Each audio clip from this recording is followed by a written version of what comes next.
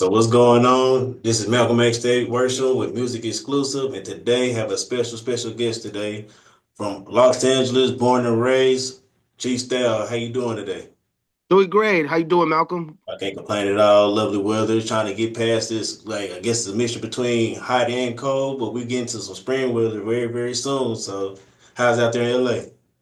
Man, it's great. The weather's been very chilly. We're having gloomy days. Thank God for that. With all the fires that are happening around here, it's been real very tragic time for some people, but blessed to say that we're here and we're doing it. Definitely. So like how's everything looking out there as far as in the area? Is it more so in the city or is it on the outskirts or?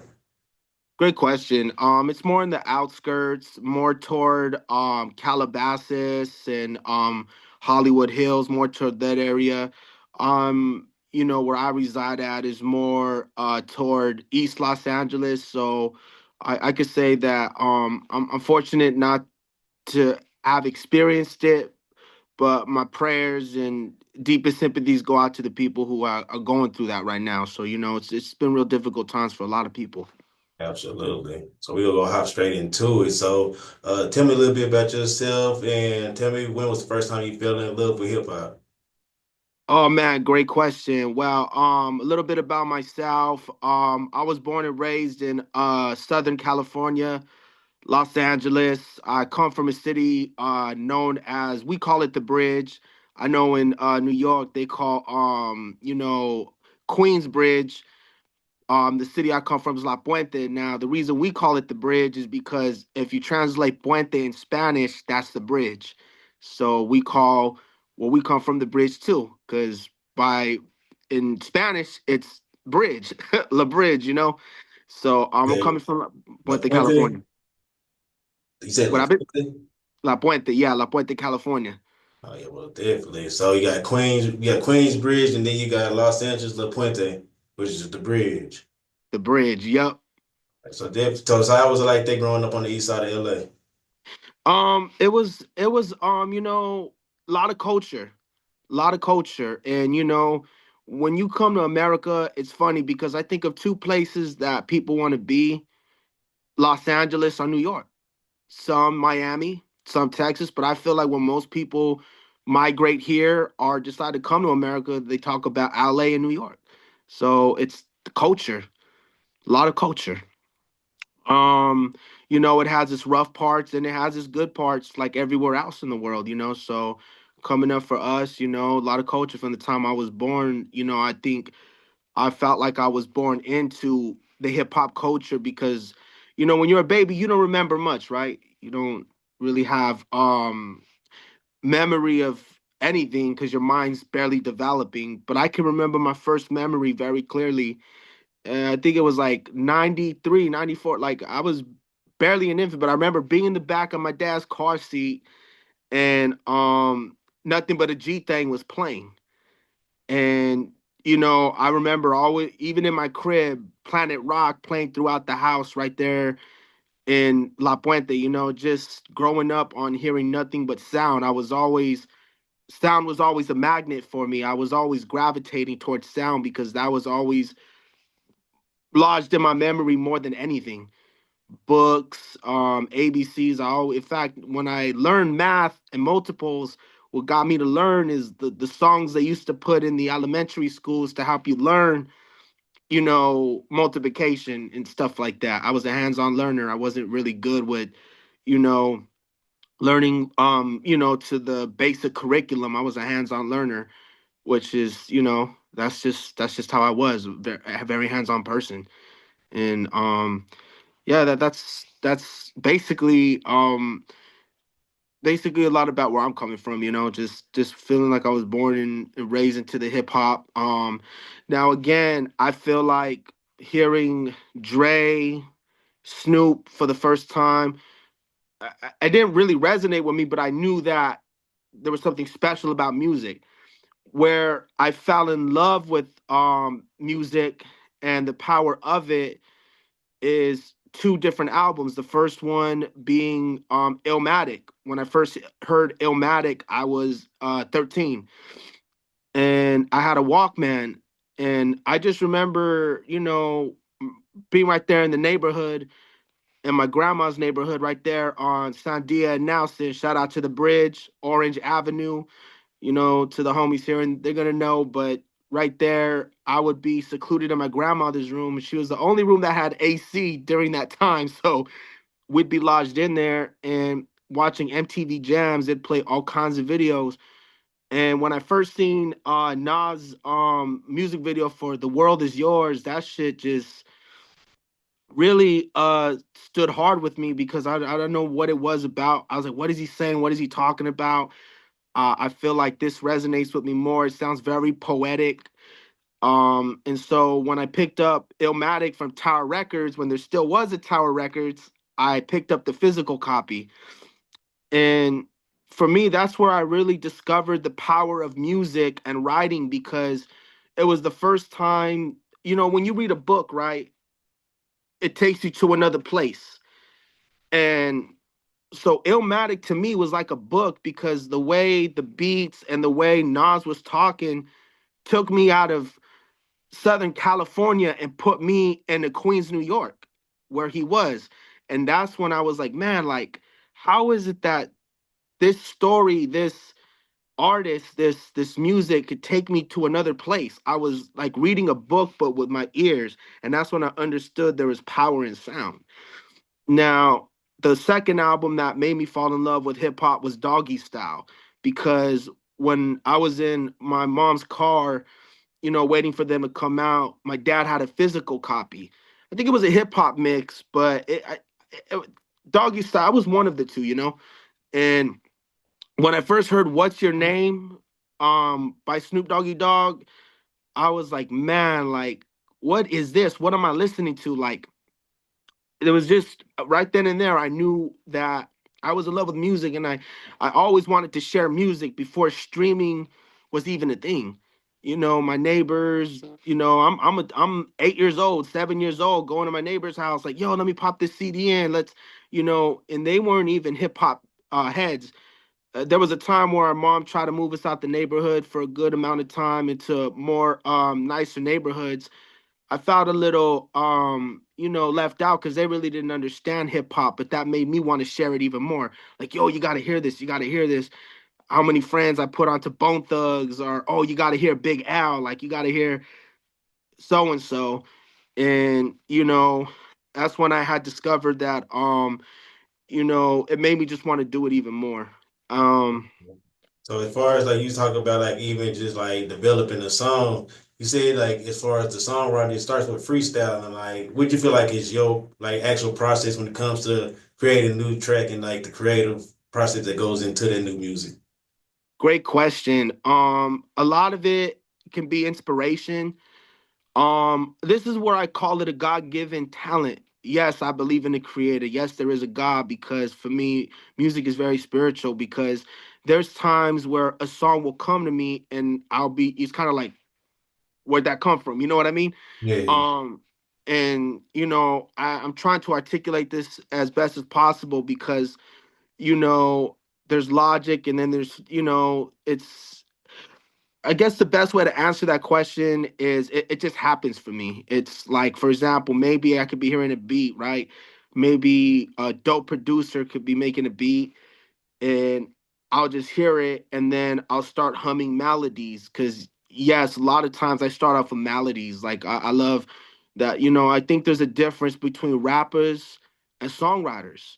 There's a lot of guys who could rap, but there's not a lot of guys who could write songs anymore. And I feel like that's my strong suit. I feel like I learned how to develop songs listening to Curtis Jackson, 50 Cent, because I'm hearing this guy's structure, and I'm like, what is it? What makes this guy so hot? And I'm hearing it's the melodies. I learned melodies through 50 Cent and a few other hip hop artists, but that's where I learned to songwrite, humming melodies, and then it'll come to me. Now, as far as the freestyle process goes, the freestyle process just helps me find out what I'm going to talk about at that moment. Like, maybe I won't. It's like, yo, what are you going to do with that beat, at? And I'm trying to hear the emotion of the beat, and maybe I might want to do something that might want to put your hands up, or maybe something I might be going through something at that moment where I might want to share a story because that's my strong suit. I love to share my story or stories of things and places that I've seen, you know. You know, one of the strongest sayings my mom always gave me was that everybody has a story. Now you think about that for a minute. Like it sounds so basic, right? But everybody has a story. That's deep.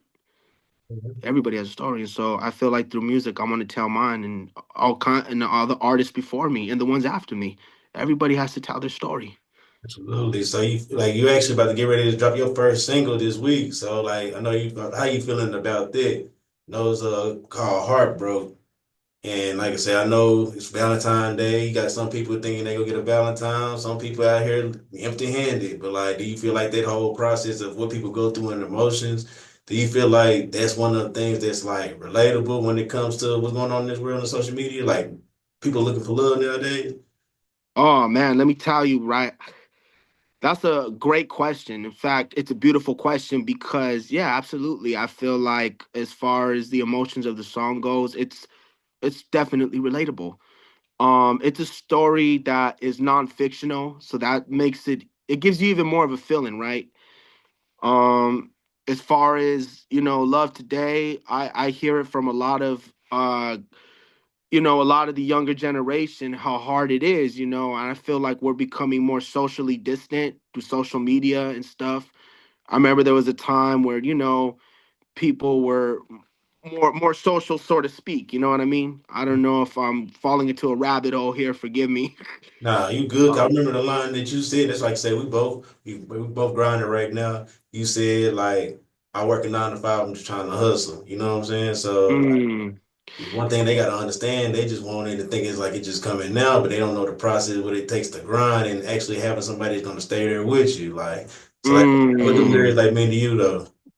Right. And you know what? I'm glad you brought up that part of the song. That's one of my favorite bars because I feel like that's the message I'm trying to put out there. Yes. The power in that lyric is you're right. It's not always about I was just trying to explain how I feel about I'm saying about three times. I'm catching myself. See, I'm aware. Like, you get it. It come Yeah. on. You go get it. As far as on it, like, do you feel like when it comes to like women, they know what they want, even if they say they know what they want, they don't know what they want. Like, how you like it gets tricky though when it comes to like how they guess they put the emotions out there, and us guys, we always got certain things we gotta like iron out the day and literally tackle the world. So like, how do you feel like bringing that together? You get what you seek is when it comes to the inspiration in that music. Like, what type of woman you deal with that? Great question. There's an old saying. Girls, what is it? Girls are from Venus and guys are from Mars. You know what I'm saying? There's Yeah. that old saying, because I have a lot of female friends who I love dearly. Always been very respectful of women. I was raised by a single mother. Um, and one thing I've learned from a lot of my female friends is that they all say that sometimes we don't even understand ourselves. They be telling me we don't even understand ourselves at times. So really they can answer it themselves a lot of times, because women, from what I have learned, are driven by emotions. Men, yes, we have emotions, but we're more driven by logic. And a lot of, I'm sure there's a lot of my female friends could contest to that. Yeah, Anthony, we're very emotional sometimes. I may not know what my dude wants, or I may not know what I want with this dude, and etc. because of how I'm feeling at the moment, my feelings. So I feel like a lot of it's just driven by feelings, just not so much based off what I've seen, but also from what I have learned from female friends personally. And to get back to your you know, that line I was talking about, just the 9 to 5 guy. What I loved about that bar is I'm expressing what it's like because I always felt overlooked. Like, yeah, I'm trying to do things the right way, but I'm seeing, these drug dealers get all the women, you know what I'm saying? Not that I'm hating on the next man. I got nothing but love, you feel me? But I feel like that's what I mean about, like you were saying, like for some women might see that as, oh look, man, like I'm not seeing you that way, because so and so got a nicer car. God's this and that. I feel like it's even becoming less about physical intimacy and more about security, and So, that's just nature. man, most definitely, it's a good way to look at it. So I got two more questions. We're gonna wrap it up. As far as like one, like what do you feel like success means to you when it comes to like you trying to attain these goals while looking for that love? What does success mean to you? Now go ahead and repeat that. The word. What does the word success mean to you? Like when it comes to like tackling the world and still just be able to, say be present in that moment. Like what do you feel like that success means to you? And what can we expect from you with the new single coming out this Friday? Man, that's a brilliant question. Success to me, well, number one, it's always it's it's all I've ever desired. What do I mean by that? Some people want fame. Um, I just say, God, I just want to be successful. Whenever I pray, I say, I just want to be successful. And what is that? That's knowing I have enough, not even just enough, but to buy, not just to buy a new car, not just to get a new house, but for example, I mean, there's people who want to strive for the Kanye superstardom, right? Or that Drake. Or recently, shout out to Kendrick, who really shut him down with that Super Bowl show last night. Some people want to go for that, the millions. And as much as I would love millions, hey, if I have at least 1,000 fans to buy and tune into what I'm doing to say, hey, I could do this for a living, that's success for me to do what I love. Kobe always said, he feels like he doesn't go to work, felt like he didn't go to work because he was doing what he loved. So to me, success is doing what you love and getting paid for it. That's success to me. I definitely appreciate you for this. So we'll end it right here and thank you again for your time. What could we expect Friday with your new single "HeartBroke"? You can expect one of the best sounding records that you're ever going to hear sonically for its time.